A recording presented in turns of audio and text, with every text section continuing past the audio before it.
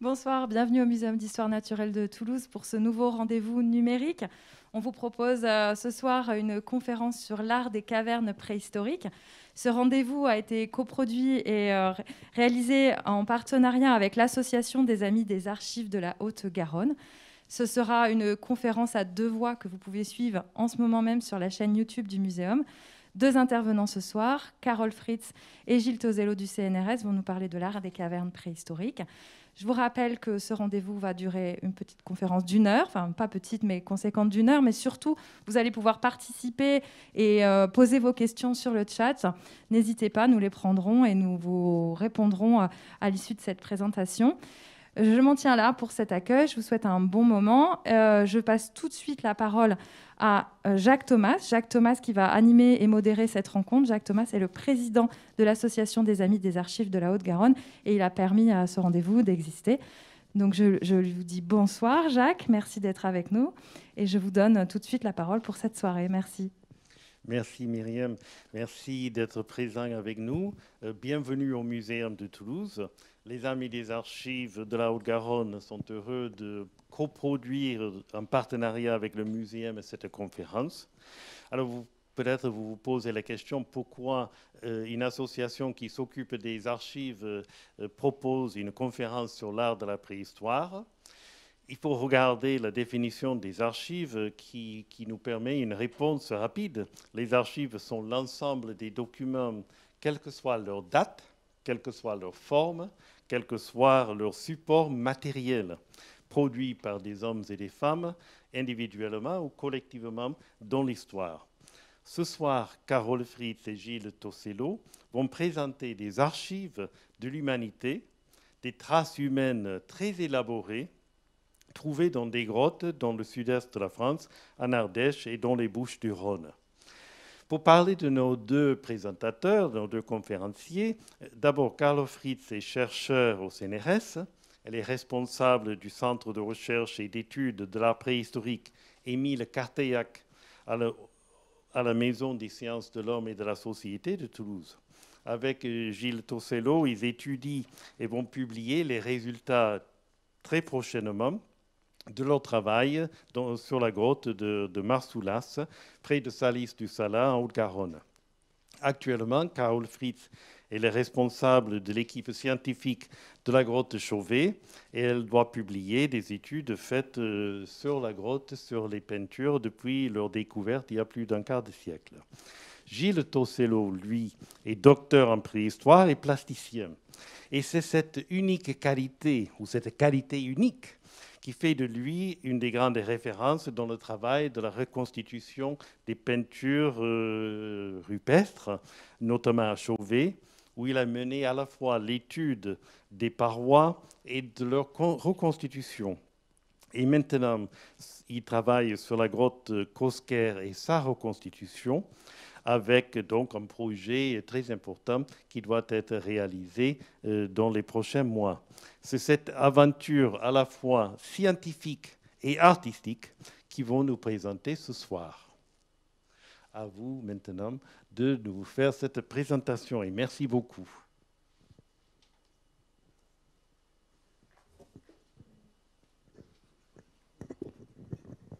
Voilà, bonsoir, bienvenue donc à notre rendez-vous. Merci à Jacques de cette introduction. Et donc, nous allons directement entrer dans le vif du sujet. Je vais d'abord vous faire une brève présentation du thème général, et puis ensuite, Carole vous parlera plus particulièrement de la recherche dans la grotte, Chauvet. Et ensuite, moi, je vous parlerai de la question de sa réplique. D'abord, il faut savoir que l'art préhistorique a une très très longue durée, hein, en Europe particulièrement. Il s'étend de 45 000 environ jusqu'à la fin de la glaciation, ou 40 000, 30 000, 10 000 à peu près, quelque chose comme ça, une trentaine de millénaires d'existence, ce qui est vraiment considérable, ce qui en fait la forme d'art la plus longue qu'on ait jamais eue dans l'histoire de l'humanité. Et c'est un patrimoine évidemment donc très ancien, mais qui se situe dans un milieu souterrain qu'on pourrait croire à l'abri. Or, pas du tout, il est fragile, il est menacé donc, par les activités humaines et par des facteurs naturels. Alors les activités humaines, hein, l'exemple de Lascaux est assez malheureusement célèbre. La grotte a été tellement modifiée pour accueillir des visiteurs que son climat a été complètement déstabilisé, qu'il y a eu des problèmes d'invasion de bactéries, de champignons, qui ont conduit à sa fermeture complète. On a aussi des cas beaucoup plus banals de vandalisme. Hein. Donc ici, par exemple, dans cette grotte en Espagne, on voit que les dessins rouges préhistoriques sont recouverts de graffitis. On a aussi des questions liées à l'évolution naturelle, hein, du milieu souterrain, comme ces peintures de la grotte Chauvet qui sont progressivement recouvertes par une épaisse couche de calcite, donc qui va bientôt empêcher de les voir. Il y a aussi évidemment la conséquence du réchauffement climatique, de la montée des océans, pour la grotte Cosquer qui se situe donc près de Marseille. Et on voit bien que sur la photo que le niveau de l'eau atteint presque les peintures de chevaux. Hein, et l'eau continue à monter, bien sûr, et continuera probablement à envahir complètement la grotte. Donc, c'est ce patrimoine ancien et très menacé qui conduit finalement à fermer progressivement toutes ces grottes ornées au public. Mais dans cette configuration, comment les présenter donc à ce public? Comment faire qu'ils ne soient pas complètement tenus à l'écart, évidemment? Donc, grâce à la recherche, on a de plus en plus de documents, hein, de plus en plus performants. Et cette documentation nous apporte aussi en même temps des techniques, hein, et des moyens pour une meilleure médiation, hein, pour donc une documentation qui va permettre une présentation, disons, haut de gamme, hein, grâce par exemple aux technologies 3D. Et donc je passe maintenant la parole à Carole qui va vous traiter l'exemple de la grotte Chauvet. Merci Gilles. Donc on va faire une visite de la grotte, une visite avec un regard scientifique, puisque je vais vous présenter les recherches actuelles. Donc c'est moi qui parle, mais il faut savoir que tout ce que je vais vous dire là ne serait pas possible sans la totalité des membres de l'équipe. Je vous invite également, après la conférence, à aller voir le site que l'équipe a fait avec le ministère de la Culture sur la grotte Chauvet-Pont d'Arc, donc dans la collection Les grands sites du ministère de la Culture. Et là, vous trouverez tout un voyage intérieur, puisque vous pourrez aller visiter la grotte avec des prises de vue VR.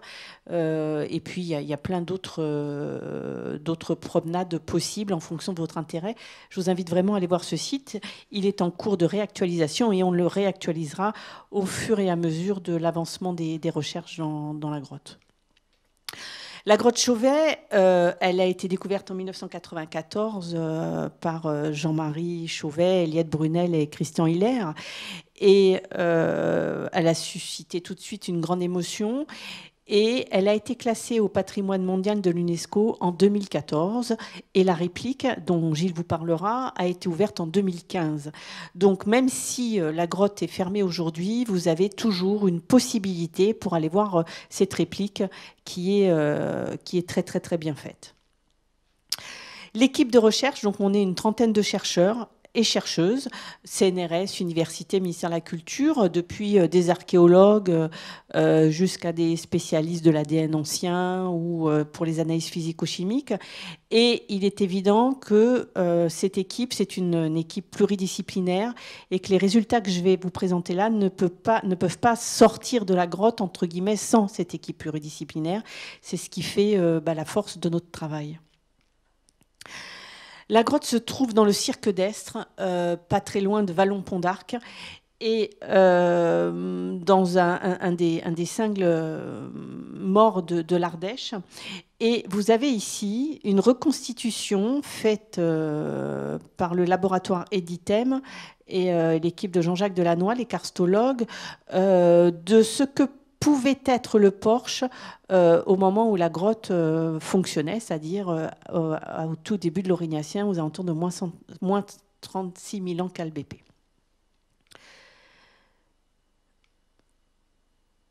Ah, ça ne passe plus. Excusez-moi.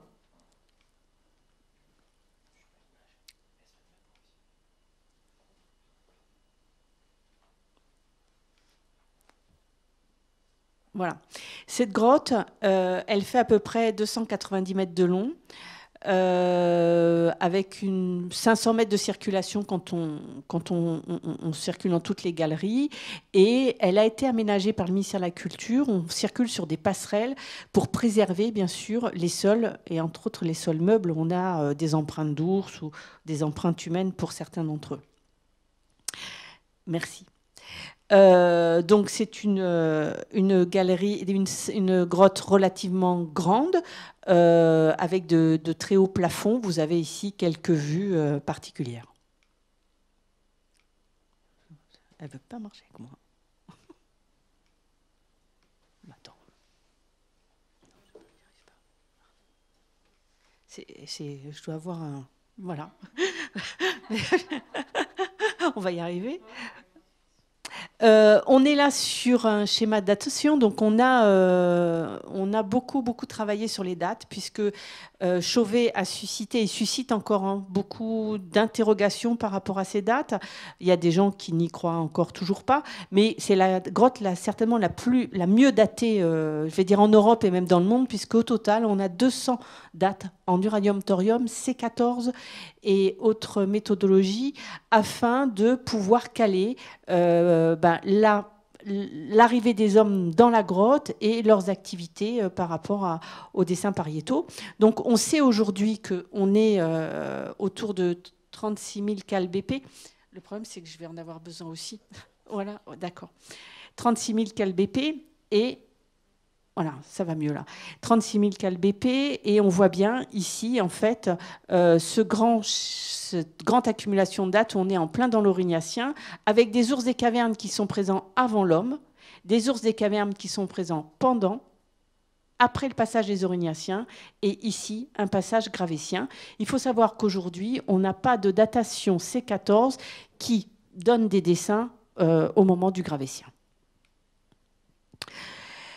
Dans la grotte, il y a plusieurs vestiges, et on verra les dessins, mais il y a aussi énormément de vestiges dus aux animaux, et notamment à l'ours des cavernes, avec beaucoup d'empreintes de Bauge, mais on trouve d'autres ossements, notamment ici, comme vous pouvez voir, un très beau crâne de bouquetin inversé, donc on a la mâchoire supérieure face à nous, et dans le fond de la grotte, on a même des empreintes de ce bouquetin.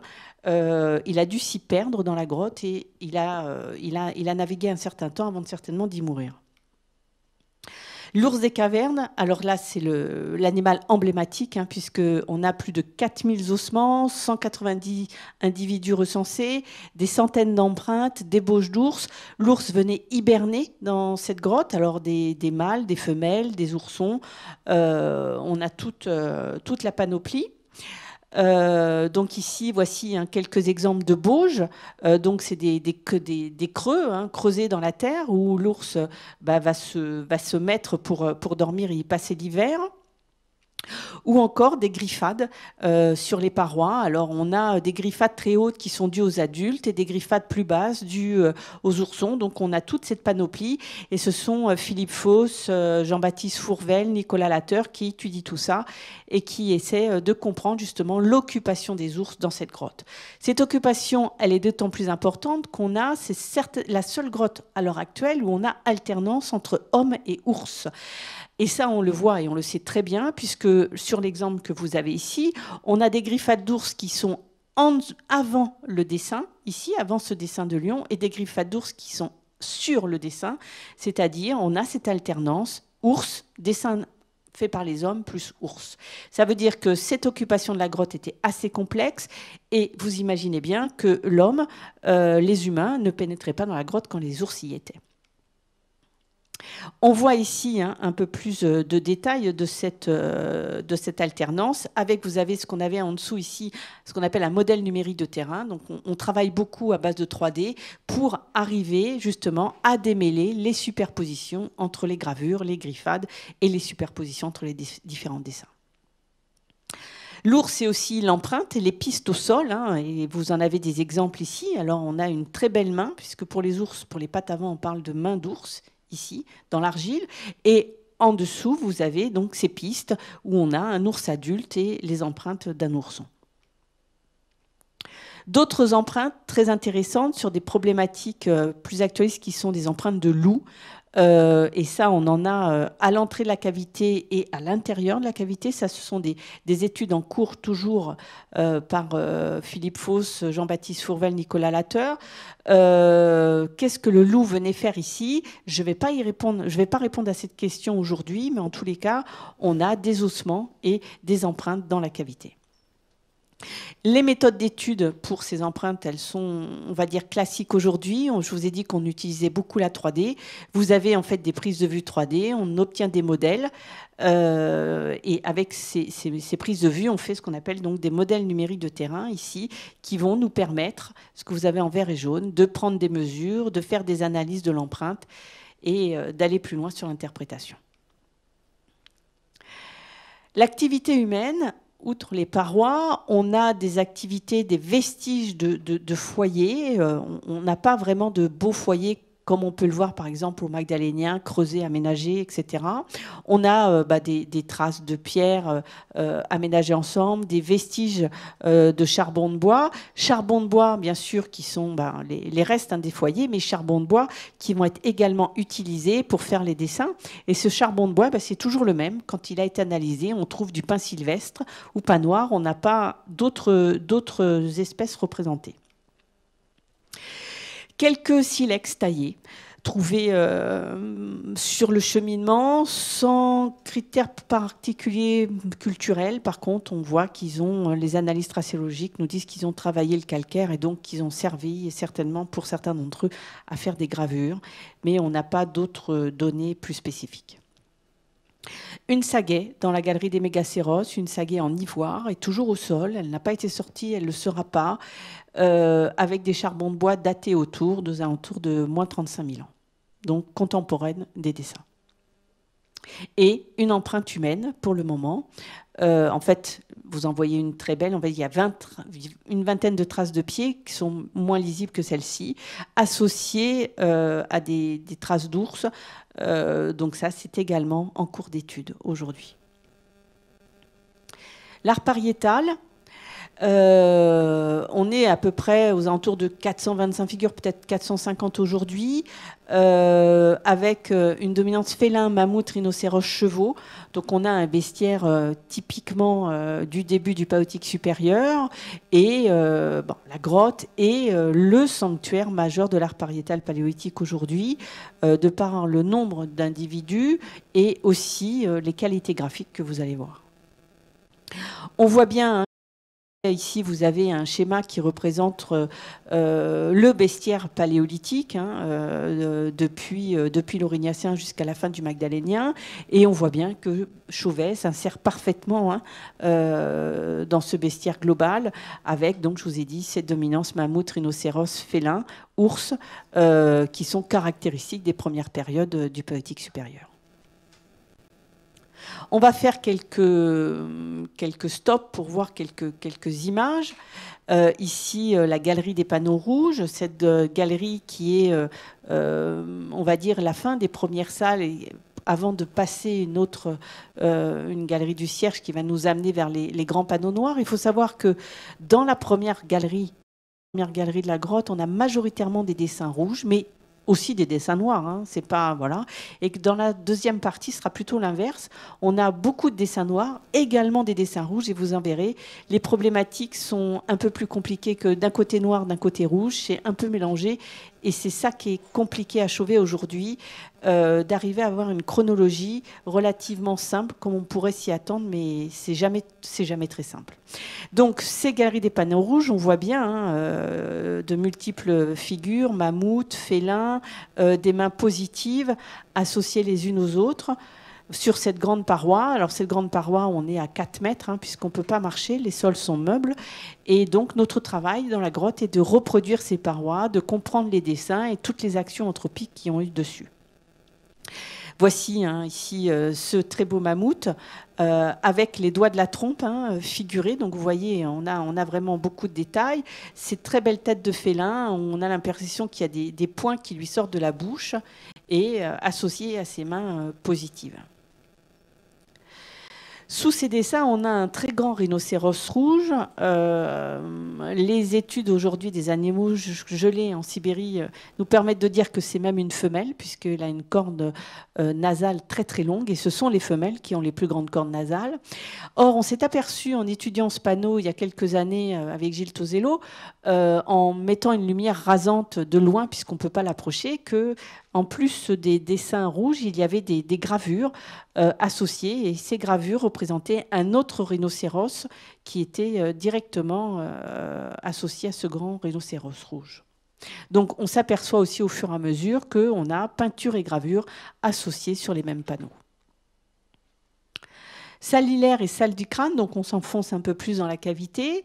C'est une salle, la salle hilaire est très particulière puisque au centre on a un très grand effondrement que n'ont pas connu bien sûr les paléolithiques, et que la salle du crâne en fait est une salle qui a tendance également à s'enfoncer.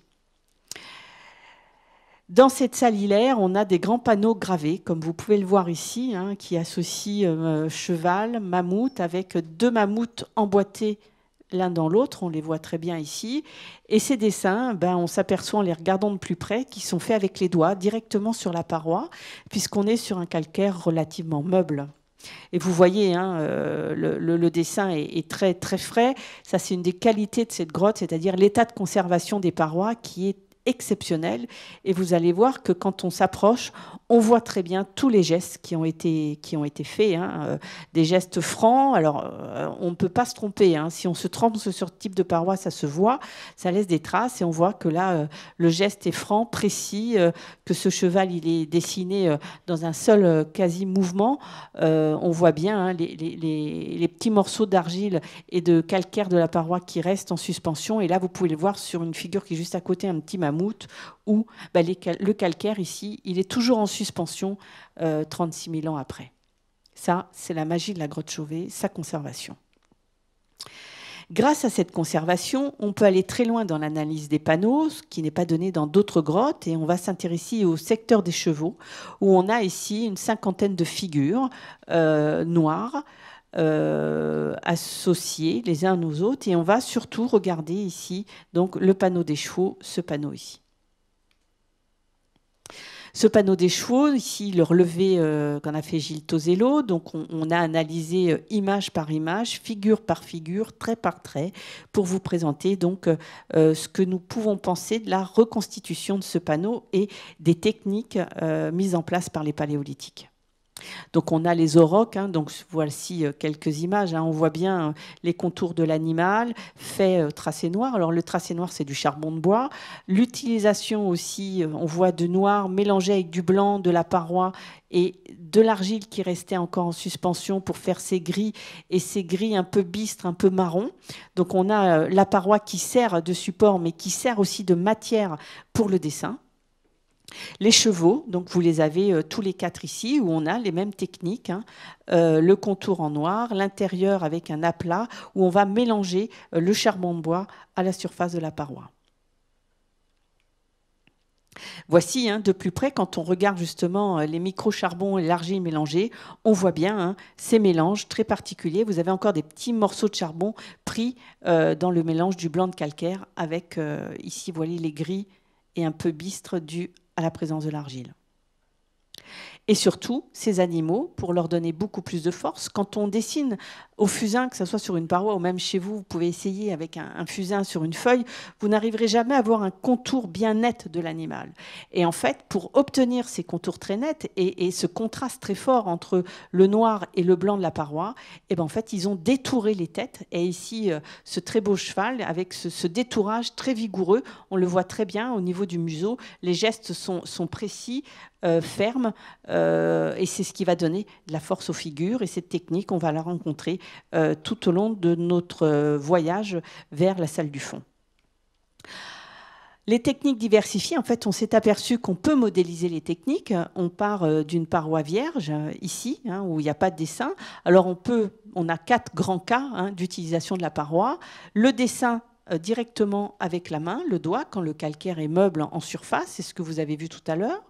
On peut avoir des dessins simples faits au charbon de bois, où on a un simple contour sans aplat particulier, voire une préparation de paroi, c'est-à-dire on va dégager l'argile présente pour atteindre la couche sous-jacente de calcaire, faire un dessin, un contour, puis on va commencer à faire les aplats. Et enfin, les dessins les plus complexes où on a justement cette préparation de paroi, le contour et l'aplat, c'est-à-dire où on va mélanger le charbon de bois avec la paroi pour obtenir ces aplats gris et bistres. Et enfin, le détourage pour donner plus de force à ces dessins. Les panneaux de la grotte Chauvet, notamment le panneau des chevaux, grâce à ces analyses trait par trait, on arrive on va dire, à comprendre toute l'élaboration de chaque dessin, les uns par rapport aux autres. Et on peut dire aujourd'hui que les grands panneaux, ce sont de véritables compositions. Et je dis bien composition telle qu'on pourrait l'employer pour une peinture de chevalet. Et sur le panneau des chevaux, on peut voir cette composition.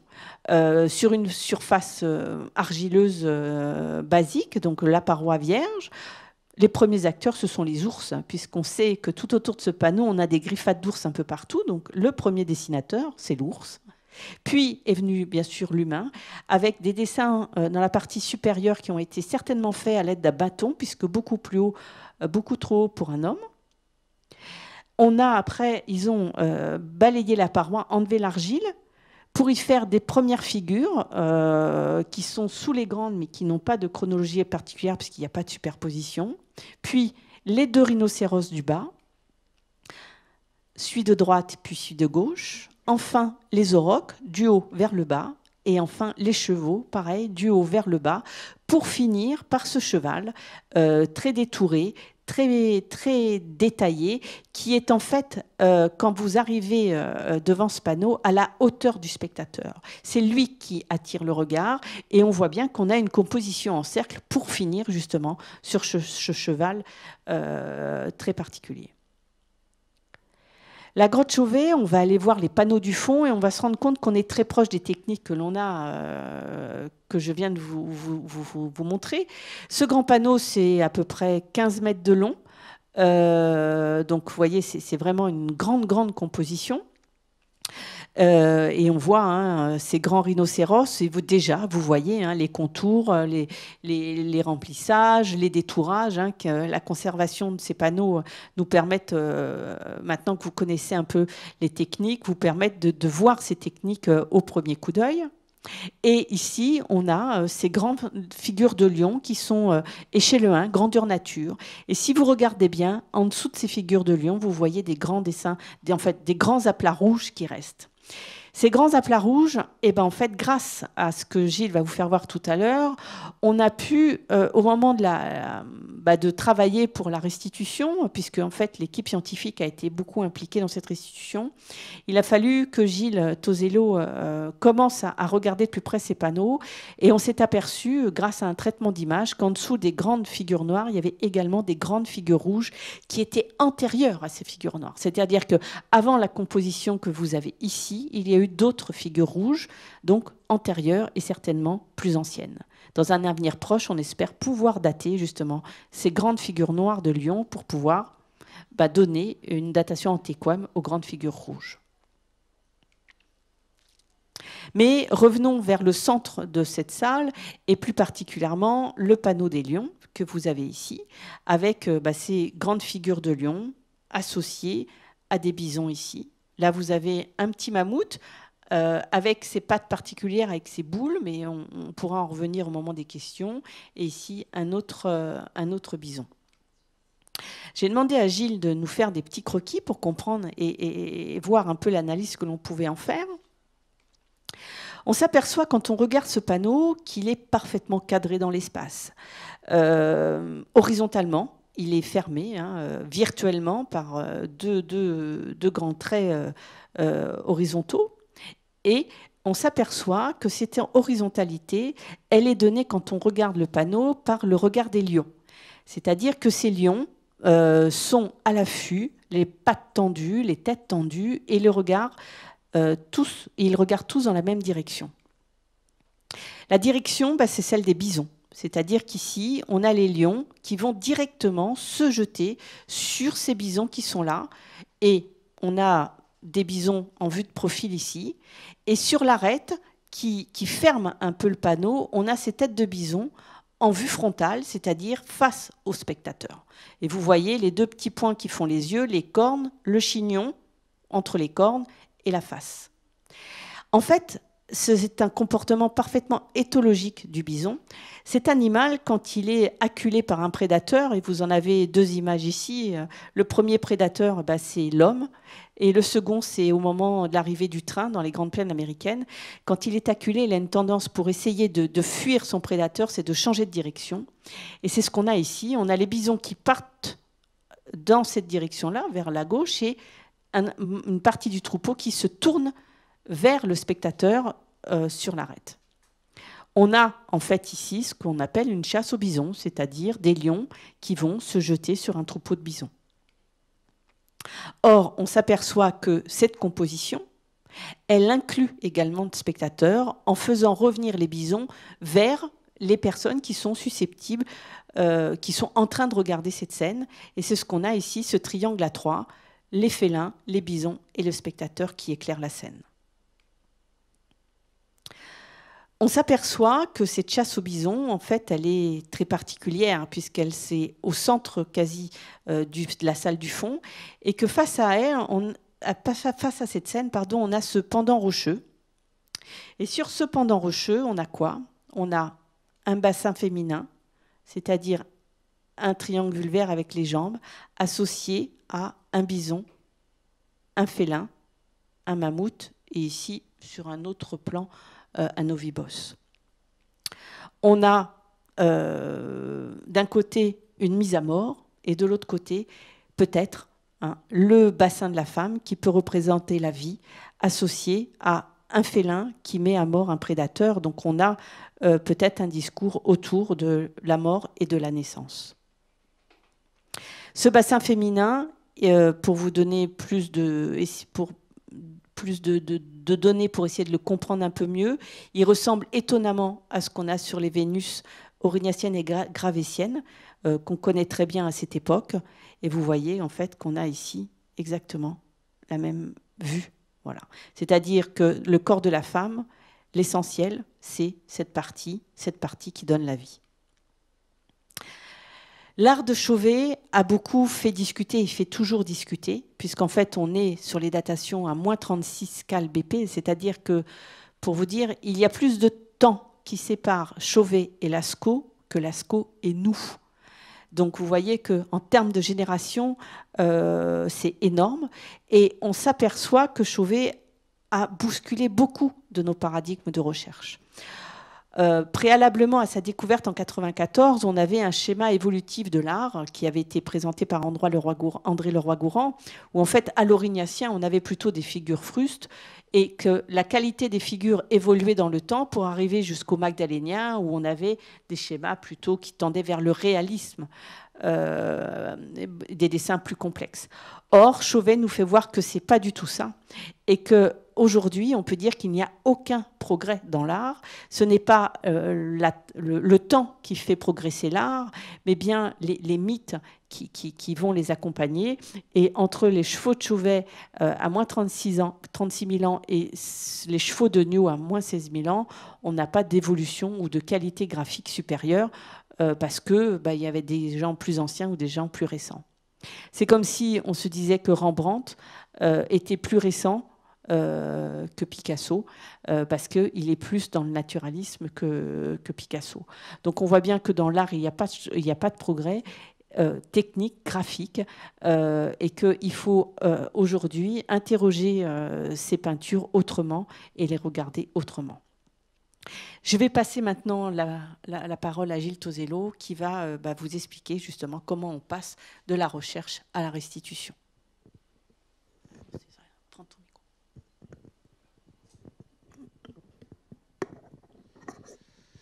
Donc voilà, il a fallu, quand la grotte a été découverte, il a été évidemment décidé qu'elle ne serait jamais ouverte au public pour éviter de reproduire toujours les mêmes erreurs du passé, comme je vous l'ai dit dans la première partie donc, de cette conférence.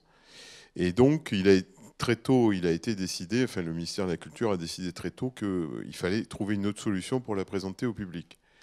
Et donc on a pensé que la solution, c'était d'en faire une réplique la plus proche possible de la grotte originale et de la faire visiter par le public. Donc il y a eu un projet qui a été monté, un projet collectif porté par essentiellement un syndicat mixte, c'est-à-dire le conseil départemental de l'Ardèche, qui a réuni autour de lui tout un tas d'acteurs, État, Europe, etc., pour trouver les moyens, et se donner les moyens de le faire.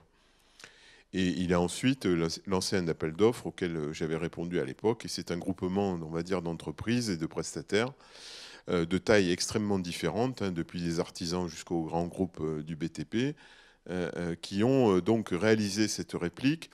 Là, vous avez une comparaison entre ici le plan de la grotte Chauvet, hein, qui est en gros une forme de Y, hein, avec l'entrée étant là, le fond étant à droite.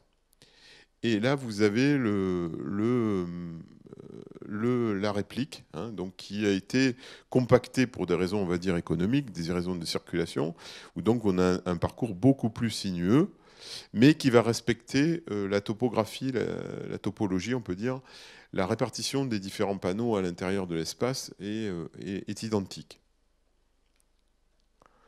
Donc ensuite, il a fallu les réaliser en atelier. Hein. Les peintures, évidemment, ont été réalisées dans le calme, dans la sérénité d'un atelier. Et comment les reproduire? On s'est posé évidemment cette question. On était dans les années 2012-2013. Et on a déjà, évidemment, fait appel à la technologie 3D, puisqu'on disposait déjà d'un enregistrement très précis, hein, fait par un géomètre expert, donc de la totalité de la grotte, là, dont vous voyez ici les principales étapes.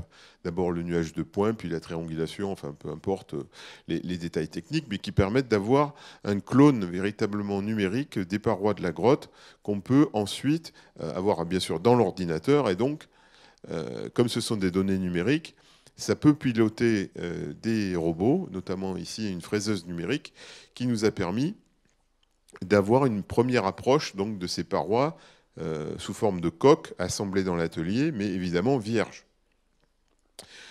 Et grâce à nouveau à la 3D, en revenant cette fois-ci au fichier numérique texturé de photos, on peut imaginer voilà, d'avoir une projection. Hein, là, vous voyez la paroi blanche et la projection du panneau des chevaux, hein, sur ce support-là, qui va nous fournir les moyens, eh bien, centimètre carré par centimètre carré, de reconstituer la paroi en reprenant les choses depuis le début, c'est-à-dire en faisant un modelage extrêmement précis de tous les reliefs, fissures, creux, hein, qu'on peut observer dans la paroi.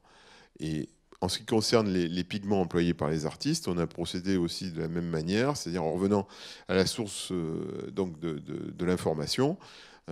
Carole vous a dit que c'était donc des charbons de pin. On a brûlé des branches de pin sylvestre de façon à obtenir des charbons, hein, qu'on a pu utiliser ensuite à l'atelier pour faire les dessins directement. Donc, à partir évidemment aussi des données accumulées par la recherche, puisqu'on avait la chance, à l'époque, moi j'avais la chance d'avoir pu étudier ce panneau des chevaux extrêmement en détail, et donc nous avions beaucoup modélisé, on avait beaucoup d'idées très théoriques, hein, sur la manière dont les artistes avaient travaillé. C'était le moment d'essayer de passer à la pratique. Alors par exemple, vous avez ici une vue rapprochée d'une tête de lion, hein, dans la grotte, et vous voyez ici tout ce travail extrêmement fin fait du bout des doigts. Hein, une fois que le tracé au charbon a été effectué, l'artiste revient du bout des doigts et reproduit toute une quantité de détails qui donnent tout ce modelé fin. Voilà. Et il a fallu évidemment essayer de le reproduire sur la réplique. Là, ça nous a permis aussi de retracer, elle vous a montré tout à l'heure, Carole vous a montré tout à l'heure les principales étapes de la création du panneau, des chevaux. Eh bien, on a pu le voir, le réaliser dans l'ordre dans lequel il a été fait. Hein, ici, avec le premier cheval mis en place, et puis voilà la succession, donc le panneau achevé avec les 4 têtes. Et ça nous a permis aussi de faire des observations techniques. Vous voyez qu'au cours du travail, eh bien, il y a des fragments de charbon qui tombent naturellement sur le sol, au pied des parois sur lesquelles on travaille. Et ça m'a rappelé des observations qu'on peut faire la base de la même paroi dans la grotte, où on voit qu'effectivement, il y a des petits charbons répartis sur le sol comme ça, qui sont très probablement les mêmes causes produisant les mêmes effets, voilà, une conséquence du travail des artistes juste au-dessus. Il y avait aussi évidemment une autre particularité que les artistes préhistoriques n'ont pas connue. La grotte a évolué beaucoup depuis leur départ, et donc vous avez ici par exemple, vous voyez ces coulées de calcite orangé très, très esthétiques, hein, qu'eux n'ont pas connues bien sûr. Elles n'étaient pas là il y a 36 000 ans, elles se sont développées bien après, mais il a fallu les reproduire. Donc là, c'est une autre dimension qui dépasse le travail du simple archéologue. Il a fallu faire appel aux compétences des karstologues et géomorphologues de l'équipe. Mais donc, nous y avons aussi introduit toutes les informations que nous possédions sur la grotte, même celles qui sont à peine visibles. Vous voyez ces minuscules points rouges orangés, là, qui sont en fait des points d'argile. Hein, on a l'impression que c'est des petites ponctuations. Et en fait, quand on les regarde de plus près, ce sont des empreintes laissées probablement par une martre, hein, dont on a le squelette un peu plus loin dans la grotte, qui évidemment s'est introduit, c'est sûrement pas une martre, on va dire, d'époque préhistorique, elle a sûrement pas 30 000 ans, mais c'est un animal qui est tombé ou est entré dans la grotte et n'a jamais pu en ressortir. Et donc on a les essais de ce malheureux animal qui a essayé de regrimper, voilà, et a laissé ses empreintes sur les bases de parois. Alors, il a fallu une autre difficulté, c'était le dernier grand panneau dont Carole vous a parlé, le panneau des lions, parce que lui n'était pas vraiment étudié quand je m'y suis attaqué donc en 2013-2014. Et il a fallu effectivement que je procède à une espèce de pré-étude, voilà, sous forme de croquis, pour essayer de comprendre un peu, parce que ces panneaux sont d'une complexité extrême à cause de l'enchevêtrement des figures, hein, les unes sur les autres, les réemplois de certaines pour en faire d'autres, etc. Et grâce à cette espèce de guide, on va dire mental, j'ai pu, donc, et à la documentation que nous possédions, voilà, on a pu faire une proposition, par exemple, des plus anciennes peintures qui sont sur ce panneau-là sont des points rouges associés à des... vous avez ici les points, hein, disposés en arc de cercle, et vous voyez qu'il y a des silhouettes d'animaux qui sont des lions rouges. On voit ici le museau carré caractéristique, là encore, la petite oreille ronde, qui sont les premiers dessins faits. Voici le panneau une fois terminé, qui ont été recouverts, ces lions rouges ont été recouverts par des têtes de lions noirs, plus grands que nature. Ils sont très impressionnants, hein, avec leur masque noir autour des yeux. Et ça nous a permis aussi, la réplique, de faire des traitements d'images, hein, pour faire augmenter les contrastes et mieux lire encore les dessins. Comme ça, nous avons vu, vous voyez ici, le fantôme d'un rhinocéros qui apparaît, hein, ici, un petit rhinocéros avec une grande corne, qui a été effacé en fait par le passage des ours des cavernes, qui ont frotté la paroi en longeant la paroi. Donc ça a permis de le refaire réapparaître, et donc on l'a mis aussi un peu plus lisible, on va dire, sur la réplique. Et évidemment, l'apogée de ce travail, ça a été le panneau des lions, hein, qu'il a fallu faire, évidemment, là aussi, en essayant de respecter l'ordre des superpositions, la construction du panneau dont Carole vous a parlé tout à l'heure. Et ça a été un moment, effectivement, à la fois très stressant et on va dire un moment aussi de délectation pour moi, de passer un peu de la théorie scientifique à la pratique artistique. Le voici une fois terminé, donc il est vraiment très, très imposant, hein, avec mes collègues David et Bernard. Donc ça a été un moment très important dans ma carrière. Il a fallu ensuite évidemment les démonter, puisque c'est comme un décor, hein, de théâtre. C'était calculé évidemment avant. Ces coques ont été démontées, ont été transportées par des semi-remorques spéciaux, jusque sur le chantier où là, la grotte elle-même, la grotte, on va dire, géologique, était bien avancée, hein, sa construction était bien avancée. Et voilà les panneaux progressivement intégrés au décor, au reste du décor de la grotte, y compris les sols ont été reconstitués avec un grand soin. Ici, vous voyez un sol formé de gourds naturels, de couleur très rouge. Et voilà les vues d'ensemble des différentes salles, hein, progressivement. Les draperies aussi, hein, que vous voyez ici. La draperie, c'est cette formation de calcite orangée très élégante, hein, qui a été aussi reproduite. Et voilà le dernier moment où on a passé un coup d'aspirateur sur le panneau, chose qu'on ne se permettrait pas évidemment dans la grotte, dans la vraie grotte, mais là, il a fallu le dépoussiérer. Et le voici, donc le panneau des chevaux dans la réplique. Vous voyez, et là, c'est la salle du fond, les 2 panneaux principaux. Et je vous remercie, donc nous vous remercions pour votre attention.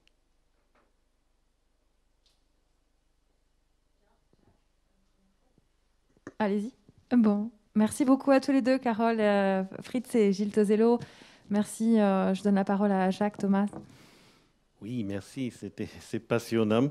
On ne sait pas où commencer. Alors, est-ce que nous avons des questions? Alors, effectivement, on a une question sur le fil chat YouTube. C'est Nouménor de Gondolin qui dit, je vous le dis textuel, « Bonjour, concernant l'art des cavernes, pouvez-vous nous dire la présence ou non de traces d'œuvres artistiques liées à des rituels, entre guillemets, religieux, ce qui manque dans la grotte de Bruniquel? Merci. » Alors, déjà, la grotte de Bruniquel, elle est beaucoup plus ancienne que Chauvet. C'est une grotte qui est datée de 170 à peu près. 1000 ans, pardon. Donc, on est là certainement face à une activité liée aux Néandertaliens. Ils ont bougé des stalactites, des stalagmites pour faire un grand cercle. On ne sait pas du tout à quoi servait ce cercle. C'est en cours d'étude par l'équipe de Jacques Jaubert, qui est professeur à Bordeaux. Mais on n'a pas aujourd'hui de grottes ornées, de dessins qui ont été faits par Néandertal. On n'a pas de dessins complexes faits par Néandertal. On est juste sur Chauvet, donc c'est du Homo sapiens sapiens, c'est-à-dire nous. Hein, voilà. Et il y avait certainement des rituels, sauf qu'à l'heure actuelle, ces rituels n'ont laissé aucune trace archéologique. Donc, on essaie de travailler justement à Chauvet pour essayer d'aller plus loin dans cette compréhension-là, puisqu'on a une grotte qui présente un état de conservation exceptionnel, des sols, des parois. Donc, avec l'équipe, là, depuis 2018, on essaie d'aller plus loin, d'aller chercher, un peu comme des policiers scientifiques, on va aller chercher au sol toutes les petites traces qu'on peut voir pour essayer justement s'il y a eu des choses, des passages particuliers ou des activités qui ont laissé des traces qu'on n'a pas vues jusqu'à maintenant. Mais c'est vrai qu'archéologiquement, c'est très, très difficile de parler des rituels puisqu'on n'en a pas de traces aujourd'hui. Pas d'autres questions pour le moment. Je laisse la parole à Jacques. Je vois qu'il y a une question ici sur la question, est-ce qu'il y a d'autres projets de facsimilés? Et peut-être là, on peut évoquer le projet Cosquer, mais je ne sais pas si au-delà de Cosquer, il y a quelque chose d'autre en vue.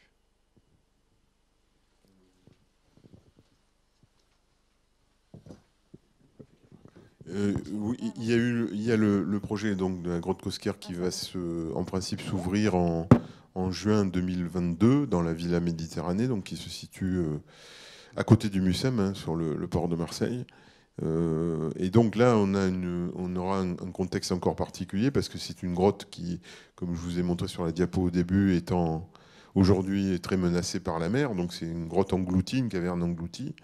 La seule qui reste pour l'instant, peut-être qu'on en trouvera d'autres, mais il y a peu de chance quand même, parce qu'il faut savoir que la Méditerranée est montée de plus de 100 mètres, 120 mètres depuis 35 000 ans. Donc c'est sûr que le paysage de l'époque n'a plus rien à voir avec aujourd'hui.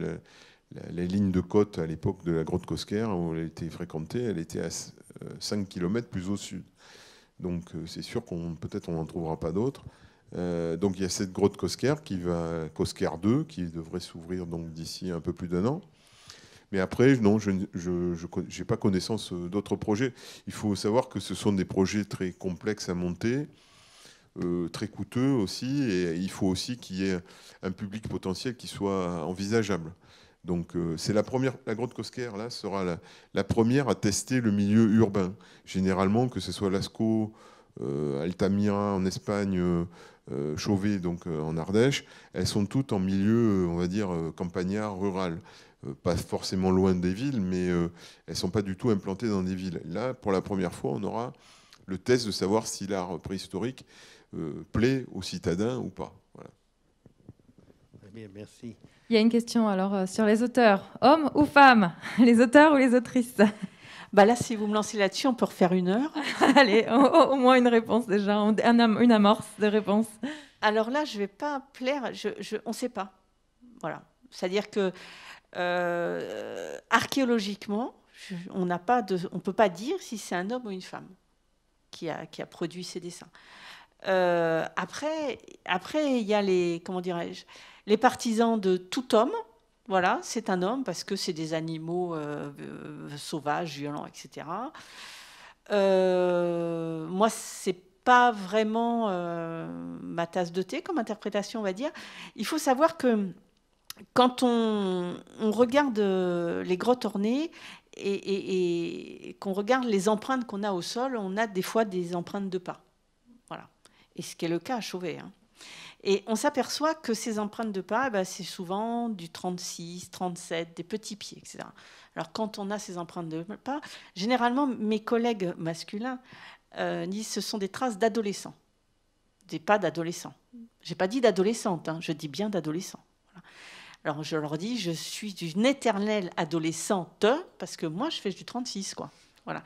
Donc voilà, bon, on en est là, je ne vais pas ouvrir la polémique, on ne sait pas, et moi je ne vois pas de toute manière pourquoi, si une femme savait très bien dessiner, pourquoi il s'en serait privé. En plus, on sait aujourd'hui qu'il y a plein dans les pratiques des sociétés subactuelles, par exemple en Sibérie, les chamans, ce sont majoritairement des femmes, par exemple. Donc bon, voilà, c'est-à-dire que cette interprétation, plutôt un homme qu'une femme, archéologiquement, on n'en a pas la trace et je pense qu'on ne l'aura jamais, sauf si on trouve la tombe du dessinateur ou de la dessinatrice avec ses crayons ou ses fusains dans la main. Mais ça ne veut rien dire. Récemment, chez les Vikings, on a réinterprété la tombe d'un soi-disant grand guerrier viking qui s'avère être une grande guerrière viking. Voilà, donc vous voyez, c'est très complexe. Moi, je dis pourquoi pas, les deux. Merci. On a une autre question. Je reviens à la question de Cosquer par rapport à la nature. La question, c'est en quoi consiste le projet. Est-ce que, comme la reconstitution de Chauvet, ou juste des portions de parois présentées? C'est-à-dire, est-ce qu'on est dans une totalité ou quelque chose de plus partiel? À propos de Cosquer, c'est le même principe que Chauvet, sauf que voilà, il y aura un parcours dans un espace de souterrain de grotte reconstituée, sachant que le vrai défi pour Cosquer, c'est que la grotte ce qui reste de la grotte est petit. Les plafonds sont bas, les galeries sont étroites, le parcours le cheminement dans la grotte se fait à moitié dans l'eau. Donc il est clair qu'il faut faire des simplifications. Il faut aussi un peu pousser les murs pour que les gens puissent le voir. Alors ça sera aussi une nouveauté parce que la visite se fera pas à pied, mais se fera embarquée, donc dans des modules, petits modules de visite qui se déplaceront tout seuls. Donc il y aura un rythme de visite très lent parce qu'ils vont bouger très lentement et ils pourront tourner sur eux-mêmes. Enfin bon, c'est très élaboré au niveau mécanique. Ça aussi, ça sera une nouveauté. Est-ce que le public va suivre? Sans doute, hein, parce que ça sera c'est une autre façon de voir une grotte. Mais celle-là, elle est particulière parce qu'effectivement, elle cumule beaucoup de difficultés matérielles. C'est-à-dire que pour la rendre accessible à tout le monde, ce qui est un peu le principe d'une réplique, si c'est aussi complexe à visiter que souvent que le site original, ça n'a pas tellement de raison d'être. Donc on essaye de faire en sorte, c'est un compromis entre respecter l'esprit du lieu original et en même temps le rendre accessible à tout le monde.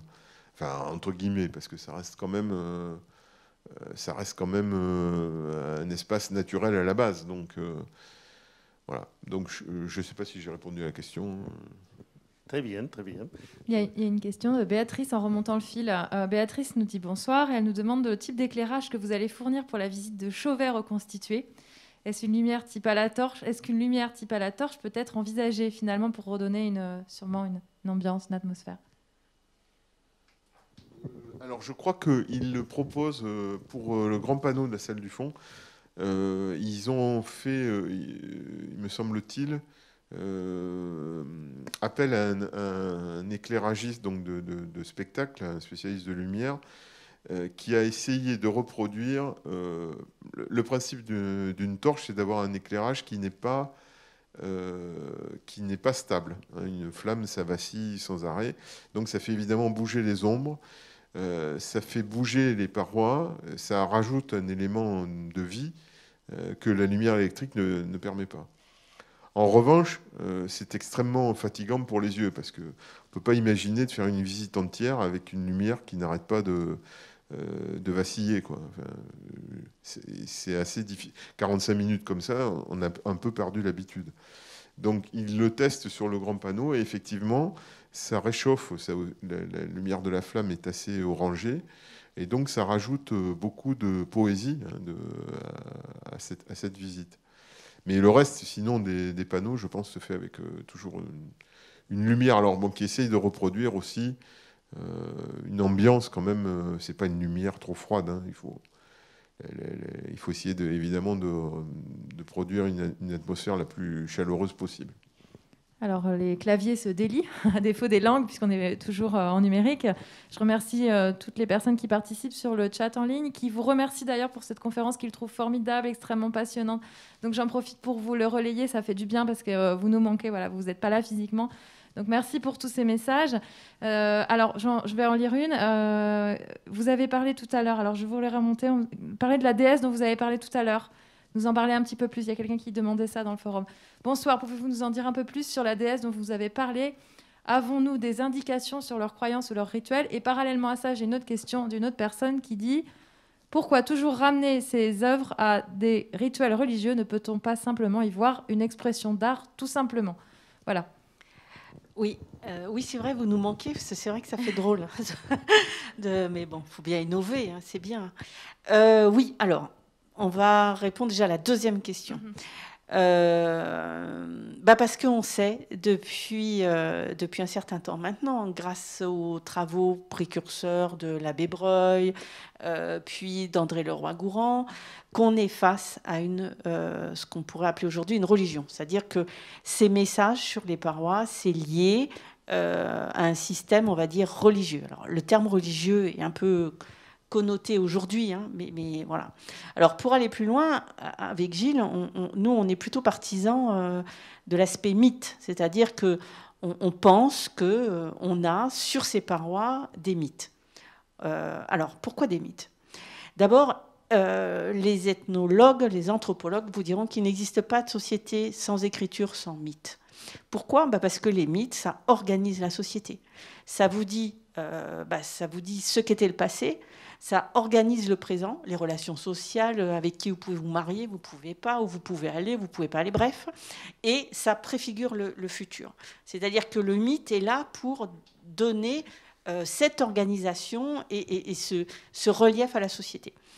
Alors, notre problème à nous, archéologues du Paléolithique supérieur, c'est qu'on n'a plus de locuteurs, on fouille les poubelles et on n'a que les dessins. Donc, pour reconstituer les mythes dans ces conditions, c'est très, très difficile. Donc là, Chauvet est une grotte fabuleuse pour ça, parce que c'est une des premières grottes qui nous a fait voir, où on avait l'impression qu'on nous racontait quelque chose.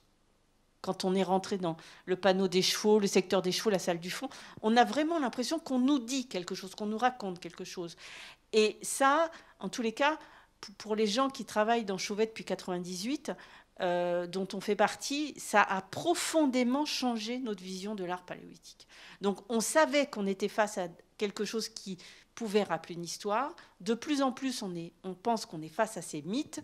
Maintenant, notre travail, ça va être d'essayer de comprendre ces mythes, pas qu'à Chauvet, parce que ça veut dire que Chauvet, c'est les racines de la mythologie du Paléolithique supérieur, mais savoir comment ça va diffuser. Alors tout ça, ça nous entraîne pour faire de l'anthropologie sociale aujourd'hui, c'est-à-dire aller comprendre ce que sont des mythes, comment ça se diffuse dans les sociétés, comment ça se diffuse sur les territoires.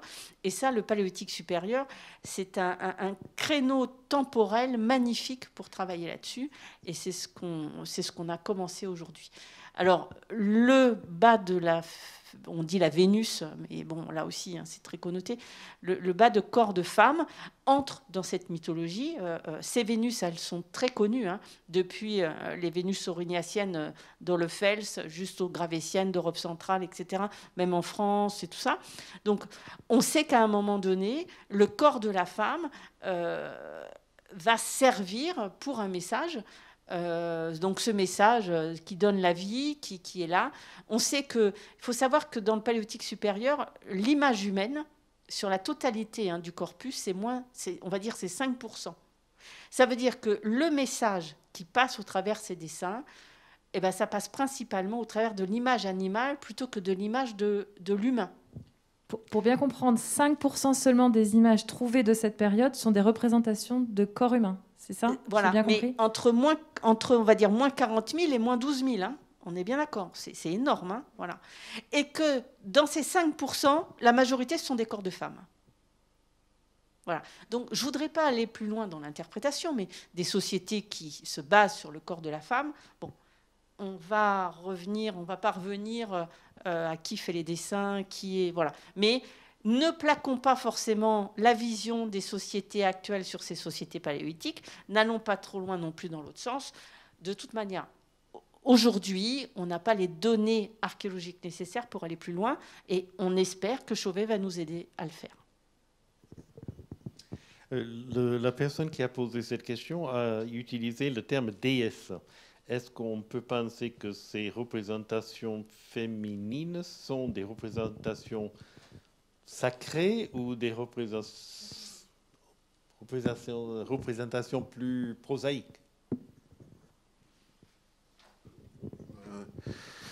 Ça, c'est une question vraiment difficile parce que, évidemment, pour faire suite à ce que disait Carole, de toute façon, on ne peut analyser le passé qu'à partir du présent. Donc, pourquoi est-ce qu'on parle sans arrêt de questions de genre en archéologie et en préhistoire?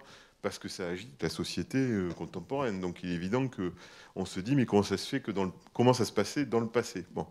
Et donc, on se retrouve avec ces questions.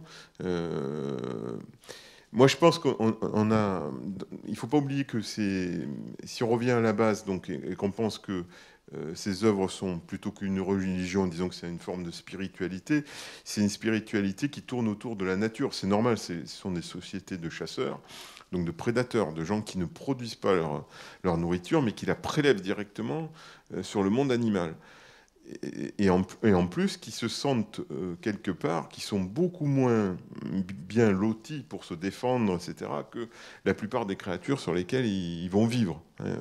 Ils chassaient pas le mammouth ni le rhinocéros, mais enfin, ils chassaient le bison, ils chassaient le cheval, eux-mêmes devaient être chassés par des lions. Enfin bon, c'était une vie qui était quand même assez voilà, sur le fil du rasoir. Hein. Donc, il est probable que toutes les sociétés de chasseurs traditionnels, hein, l'ethnologie le montre, que c'est pas innocent de tuer pour vivre. Donc répandre le sang, etc. Ça finit par laisser des traces dans le subconscient des humains. Et donc, ils ont dû développer cette fameuse mythologie qui permet en gros de réparer un peu l'harmonie qui est mise à mal par tous ces meurtres commis. Bon. Et donc, c'est aussi pour ça probablement qu'ils utilisent des images des animaux. Parce que, et alors c'est ça qui est étonnant, c'est très rare d'avoir aussi des représentations d'animaux mourants ou d'animaux morts. Il y en a peut-être, il y en a même sûrement, mais la majorité ne le sont pas. Donc je pense qu'ils utilisent ces images pour à la fois raconter donc ces histoires les mythes ont toujours à voir avec l'origine, hein, des choses, des gens, du monde, voilà, bon. Et donc ils doivent probablement utiliser ces personnages animaux pour raconter leurs histoires. Bon, comme on le fera bien plus tard, les Égyptiens l'ont fait dans leur propre religion. On peut même aller jusqu'aux fables de La Fontaine qui mettent en scène un des caractères animaux pour finalement parler de problèmes humains. Là, c'est exactement pareil. On a affaire avec les lions et les bisons, avec la femme qui vient juste en face, etc., mais qui en même temps est partielle. Hein. C'est une sorte de, pour employer un mot savant, de thérianthrope, c'est-à-dire de créature à la fois humaine et animale, et qui, elle, donc, montrerait que, quelque part, ça fait une sorte de cycle de la vie. Les lions vont tuer, c'est la chronique d'une mort annoncée, ils vont tuer un bison pour vivre, mais les hommes sont obligés de tuer aussi pour vivre. Et donc, finalement, c'est l'histoire un peu de Eros et Thanatos, comme diraient les psychiatres, qui sont un peu les deux piliers de l'humanité. Donc, ça tourne autour de ça. Alors après, voilà, des dieux, déesses, c'est vrai qu'on a toujours recours à ce vocabulaire-là. Nous, on essaye plutôt de l'éviter pour ces périodes extrêmement anciennes, mais pour pas trop figer les choses. C'est pour ça qu'on n'emploie pas le mot. Moi, j'emploie pas le mot de chamanisme non plus parce que c'est trop précis. Ça fait référence à des faits trop précis. Mais ça tourne autour de ça. On voit bien que même si on n'aura jamais probablement l'explication finale, on voit autour de quoi ça tourne. Très bien. On voit la complexité de la chose et l'ampleur de nos incertitudes. Alors, il y a une question qui est liée à la question de l'animal, c'est le végétal. C'est-à-dire que dans ce que vous nous montrez, on ne voit pas des plantes, semble-t-il. Alors, comment peut-on comprendre cette absence au milieu de ce plein... Oui, c'est Paul qui pose cette question. Merci Jacques. Et il demande aussi, il s'interroge beaucoup sur ce qu'il y a sur les parois. Et il se demande, est-ce qu'il manque dans le bestiaire de la grotte des animaux normalement très représentés dans la faune de l'époque ? On peut, je ne sais pas si on peut revenir sur le PowerPoint. Est-ce qu'il est possible ? C'est possible ou pas ? Ouais, techniquement, oui, il faut la manette. On fait la manette. On peut commencer à parler.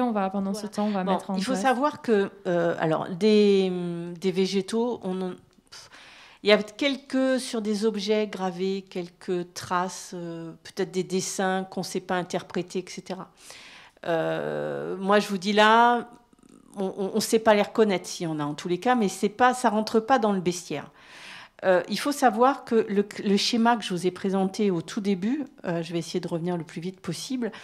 Alors, pourquoi on est censé parler d'art paléolithique et qu'aujourd'hui on parle de mythe ?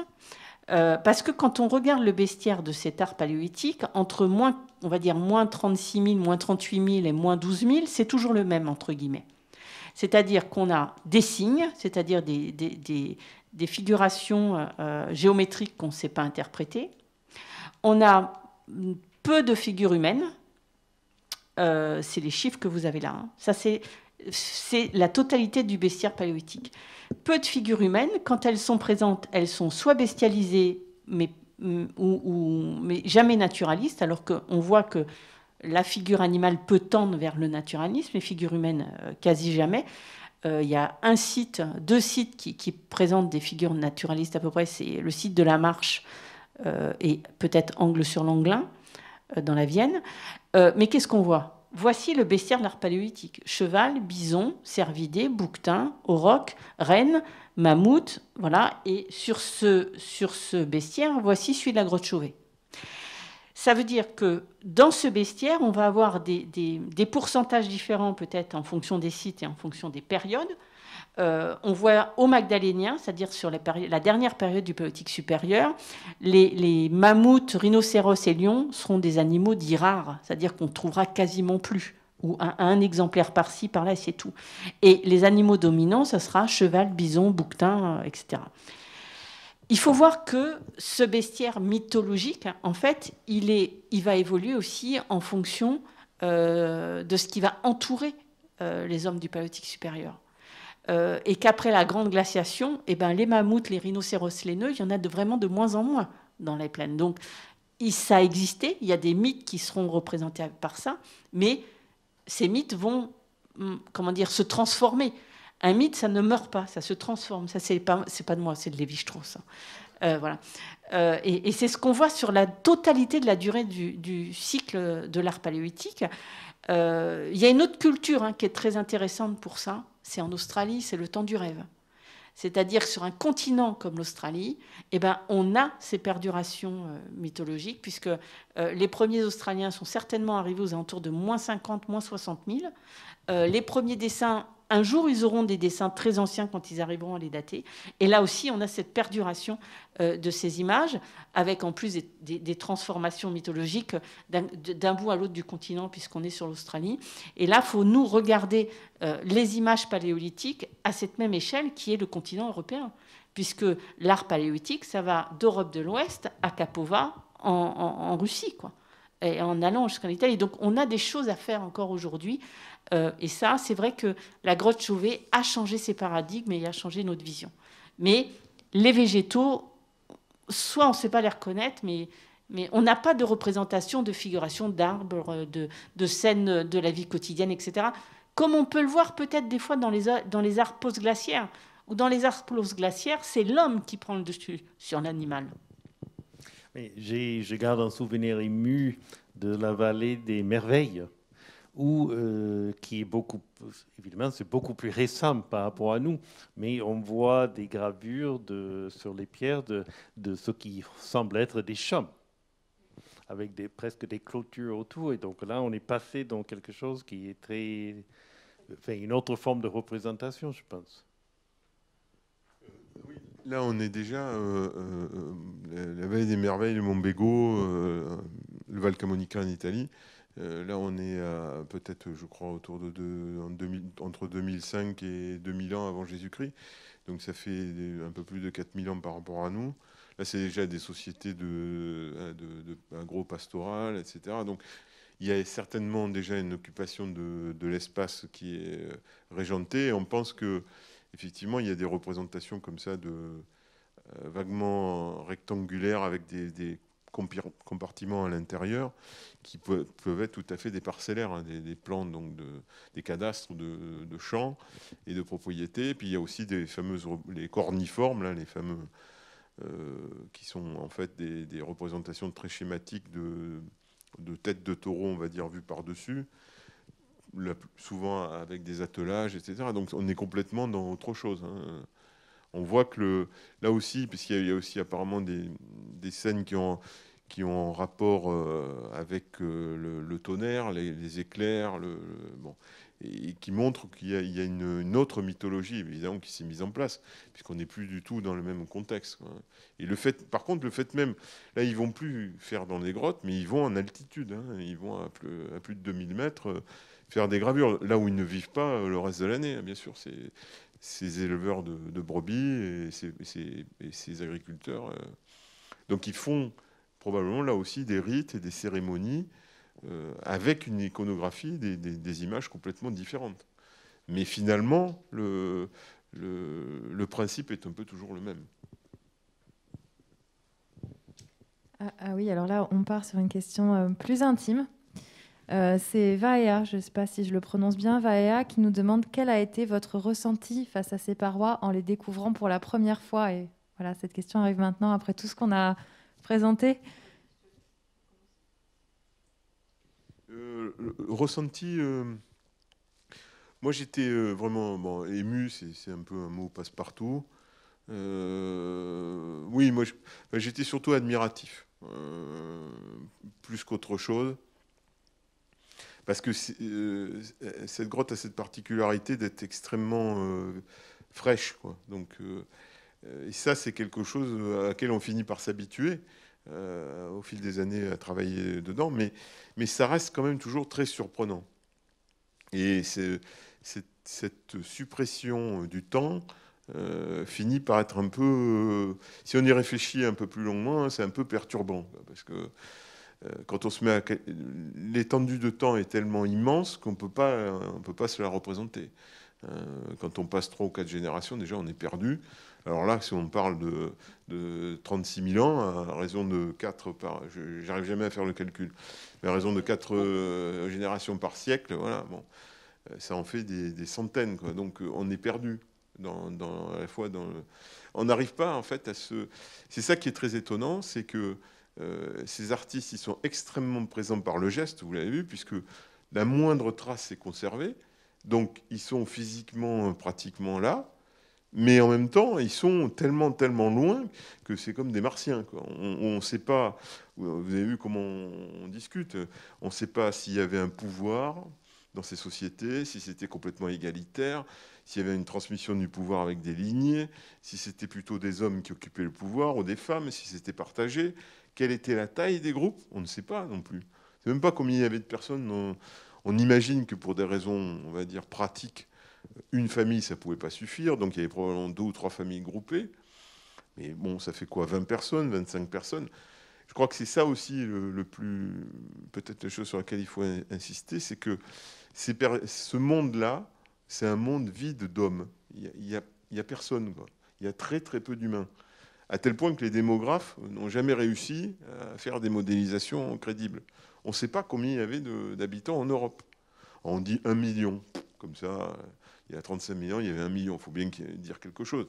Mais on ne sait même pas si c'est à la moindre consistance.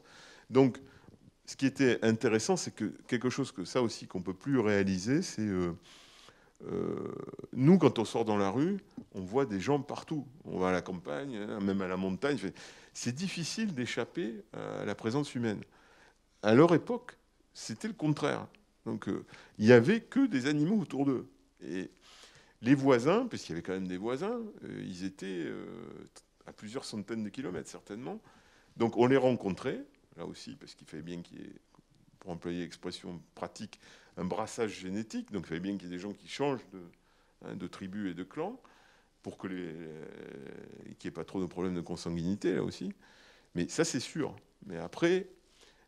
voilà, donc c'est tout ça qu'on se retrouve disons, à penser dans sa tête, voilà, quand on est dans la grotte et quand on a la chance aussi d'être seul, parce qu'on finit par être nombreux dans l'équipe, donc on finit par ça fait du bruit, etc. Il y a des gens qui... Bon. Et quand on a la chance de rester seul, avec une petite lumière, voilà, on se retrouve... Là, pour le coup, c'est une émotion qui ne disparaît pas. Merci. Carole? Ma première visite, je ne l'oublierai jamais, ça c'est sûr. C'était notamment devant le panneau des chevaux, j'ai eu une émotion voilà, très, très, très, très forte, quoi. On se fait emporter. Hein. Moi, je me suis fait laisser... Voilà, c'était une vague très forte face à ces qualités graphiques, ces gestes. En plus, on travaille sur le geste, j'avais l'impression de les voir dessiner. On se retournait, ils étaient là, mais ils n'étaient pas là. Ce que disait Gilles, quoi. On est si proches et si loin en même temps d'eux. Voilà, j'oublierai jamais, quoi. Pour moi, c'est comme la chapelle Sixtine, c'est comme un tableau de Léonard ou un Raphaël ou d'autres, ou Picasso. Voilà. Pour moi, on est face à des très grands artistes. Alors, je dis grands ou grandes, hein, je vous le dis tout à l'heure. Moi, voilà. Et il n'y a pas que des grands artistes dans cette grotte. Hein. Il y a des dessins qui sont moins bien faits, etc. Mais les grands panneaux là qu'on vous a fait voir, je vous assure, ce sont des merveilles de l'histoire de l'art. Voilà. En tous les cas, moi, ça me laisse pas indifférente et ça me laissera jamais indifférente. Et c'est vrai qu'on y va depuis 98 dans cette grotte et j'ai toujours autant... voilà, je peux m'asseoir et puis regarder des heures. Voilà, c'est passionnant, c'est magnifique. Comme dans un beau musée, de pouvoir, on ne se lasse jamais de se mettre devant un beau tableau.